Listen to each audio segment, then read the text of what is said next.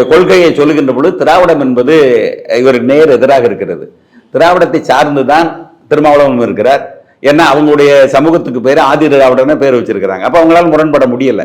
இப்ப நீங்க சொல்றீங்க அண்ணாதிமுக தான் திராவிடம்னு கட்சி வச்சிருக்கு அப்படி சொன்னா, ஆனால் அங்கே கொள்கை என்பது இவ்வளவு தீவிரவாத கொள்கை கிடையாது. திராவிடத்துக்கு என்ன கொள்கை இருக்கு நல்லா யோசிச்சு பாருங்க.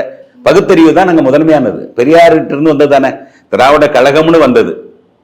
அதுல இருந்தா திராவிட முன்னேற்ற கழகம் வந்தது. அப்ப அண்ணா எப்படி சொல்லி பிரிஞ்சாரு? ஒன்றே குலம் ஒருவனே தேவன்னாரு. அப்ப கடவுளை ஏற்கிறாரு. ஒரே ஜாதி ஒரே தெய்வம். அப்ப பெரியார் தெய்வமே இல்லைன்னு மறுத்த பெரியாரிடம் இருந்து பிரிந்து வரக்கூடியவர்களுக்கு ஒரு காரணம் தேவைப்படுது. அப்ப என்ன செய்யறாங்க? ஒன்றே குலம் ஒருவனே தேவன் அப்படின்னு கொண்டு வரும்போது அப்ப கடவுளை ஏற்கிறாங்க. அதுக்கு அடுத்து வந்தக்கூடிய நிலையில் என்னது? கருணாநிதி வர்றாரு. கருணாநிதி என்ன செய்யறாரு? பகுத்தறிவு பேசுறாரு. ஆனா என்ன செய்யறாரு? கடைசியில மஞ்சள் துண்டை போடுறாரு. தன் வீட்டை சார்ந்தவர்கள் எல்லாம் கோயிலுக்கு போறாரு, எல்லா குளங்களுக்கு போறாங்க, எல்லா நம்பிக்கைகளுக்குள்ளையும் போறாங்க. அதே போல இன்றைக்கு ஸ்டாலின் இருக்கிறாரு. துர்காமா அவங்களுடைய செயல்பாடுகள் எல்லோருக்கும் தெரியும். முழுக்க முழுக்க சனாதனத்தினுடைய அடையாளமா இருக்கக்கூடிய கோயில் குளம்லாம் போறாங்க, வேள்வி செய்யறாங்க, யாகம் செய்யறாங்க, என்னென்னமோ பூஜைகள் பண்றாங்க.